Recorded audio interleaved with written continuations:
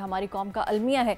जब किसी कौम में ये बात आ जाए कि आम आदमी जुर्म करे तो सज़ा मुख्तलिफ हो और कोई बड़ा आदमी जुर्म करे तो सज़ा मुख्तलिफ हो, तो इस कौम को तबाही से कोई नहीं रोक सकता। आपको याद होगा कि कुछ माह कबल सोशल मीडिया पर रानीपुर में बच्ची फातिमा के कत्ल का शोर उठा, जिस पर मीडिया ने भी भरपूर किरदार अदा किया। मुल्जिमान पकड़े गए और मामला अदालत में भी जा पहुंचा, लेकिन पोस्टमार्टम रिपोर्ट में बच्ची पर शदीद तशद्दुद और ज्यादती के शवाहिद भी मिले थे। मगर अब इस केस में अहम पेशरफ सामने आई है कि मकतूला फातिमा की मां ने तमाम लोगों को बेगुनाह करार दे दिया है और अदालत में बयान हल्फी अदालत में भी जमा करवा दिया है। यानी मामला खत्म ही समझे। अब अगर हालिया होने वाले कारसाज ट्रैफिक हादसे की बात करें तो वहां पहले खातून ड्राइवर को ज़हनी मरीजा करार दिया गया, मगर अब उन्हें अदालती मामलात का सामना है, जहां गरीब के लिए इंसाफ का हसूल होना यकीनन एक बड़ा सवाल है। क्योंकि अक्सर हमारे मुआशरे में देखा गया है कि बड़े बड़े कत्ल के केस में मुल्जिमान को रिलीफ मिल जाता है और फिर लोग भी उसे भूल जाते हैं। आज हमारे कौम का सबसे बड़ा अलमिया ही इंसाफ का हसूल है। कराची कारसाज हादसे केस में कल अदालत ने तहरीरी हुक्मनामा जारी किया।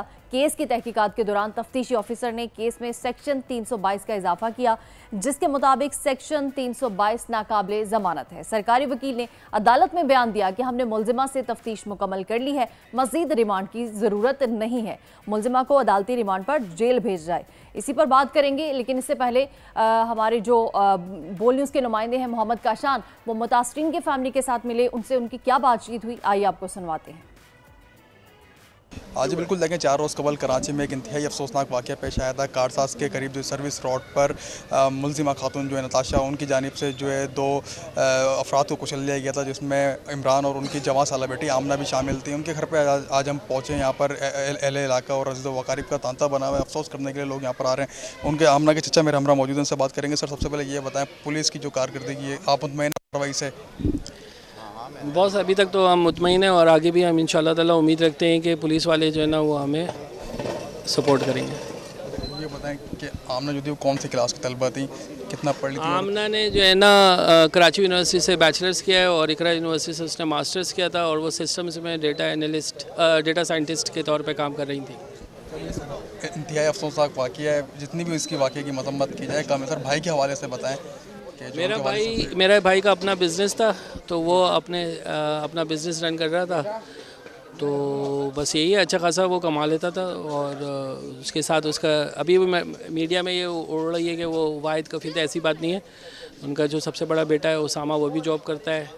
फिर वो जो दरमियान में जो उसकी जो बेटी थी वो भी जॉब करती थी पहले, लेकिन अब उसकी 1 साल पहले शादी हो गई है, तो वो अपने घर में ऐसी खुशी गुजार रही है। नहीं, हमारे से किसी ने रब्ता नहीं किया और हमें कोई रब्ता चाहिए भी नहीं है। वो जो लीगल तरीका है वो उसी तरीके से करेंगे। वो हमसे उन्होंने कोई भी कांटेक्ट नहीं किया किसी चीज़ से। बिल्कुल, आपने देखा कि जो आमने मुतवफ़िया, उनके चचा मेरे हमरा मौजूद थे। इनकी जानिब से बताया गया कि मुकम्मल तौर पे जो है कानूनी कार्रवाई जो है की जाएगी, जबकि आज भी जो है कोर्ट के अंदर हायरिंग थी। मुल्जिमा को जो है अदालती हुक्म के ऊपर जेल भेज दिया गया है। अहले इलाका की एक बड़ी तादाद यहाँ पर। काशान ने हमें अपडेट किया, तो इसी पर मज़ीद बात करने के लिए हमारे साथ मौजूद हैं बैरिस्टर ज़हरा व्यानी। बैरिस्टर साहब, बहुत शुक्रिया आपके वक्त का। हमारे कौम का अलमिया ये है कि इंसाफ के तकाज़ों को पूरा नहीं किया जाता। अगर हम प्रीवियस केस की बात करें तो एक रानीपुर की बच्ची फातिमा, जिसके साथ तशद्दुद किया गया, जिस्मानी तशद्दुद किया गया, ज़हनी तशद्दुद किया गया, और उसके बाद हम देखते हैं कि इंसाफ के तकाज़ों को पूरा नहीं किया जाता। जो मुल्जिमान हैं उनको माफ़ कर दिया जाता है, बल्कि उसकी अपनी माँ की तरफ से माफ़ कर दिया जाता है। क्या कहेंगे इस पर? ऐसी सिचुएशन, ऐसी सूरत हाल, ऐसे वाक़यात मज़ीद बढ़ते जा रहे हैं इन चीज़ों की वजह से, क्योंकि इंसाफ के तकाज़े पूरे नहीं होते। जी, अस्सलाम वालेकुम, thank you for having me on the show. ये बिल्कुल सही बात है कि अनफॉर्चुनेटली ड्यू प्रोसेस फॉलो नहीं होता, अकाउंटेबिलिटी नहीं होती लोगों की। और अक्सर और अमूमन जो मुल्जिमान के जो ख़ानदान होता है या जो उनके वालिदैन होते हैं, डिपेंडिंग जो भी वो फिर माफ़ कर देते हैं।